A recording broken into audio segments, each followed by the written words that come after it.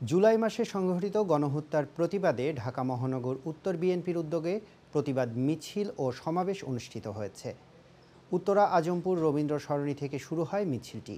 কর্মসূচিতে অংশ নিয়ে বিএনপির নেতাকর্মীরা পতিত সরকারের দমন পীড়ন, গুম, খুন ও নির্যাতনের বিরুদ্ধে তীব্র প্রতিবাদ জানান। প্রতিবাদ সমাবেশের প্রধান অতিথি হিসেবে উপস্থিত ছিলেন বিএনপির মহাসচিব মির্জা ফখরুল ইসলাম আলমগীর। সমাবেশে আরও উপস্থিত ছিলেন খিলক্ষেত থানা বিএনপির আহ্বায়ক এস হাজি ফজলু হক এবং বিএনপির বিভিন্ন পর্যায়ের নেতৃবৃন্দ। বক্তব্য দেন খিলক্ষেত থানা বিএনপির যুগ্ম আহ্বায়ক লায়ন সোহরাব খান স্বপন, মোবারক হোসেন দেওয়ান, মিজানুর রহমান রেনু ও জহির উদ্দিন বাবু। বলেন, দেশের জনগণ আজ চরম নিরাপত্তাহীনতার মধ্যে দিন কাটাচ্ছে। অবিলম্বে দেশে সুষ্ঠু ও নিরপেক্ষ নির্বাচন দিয়ে গণতন্ত্র ফিরিয়ে আনতে হবে।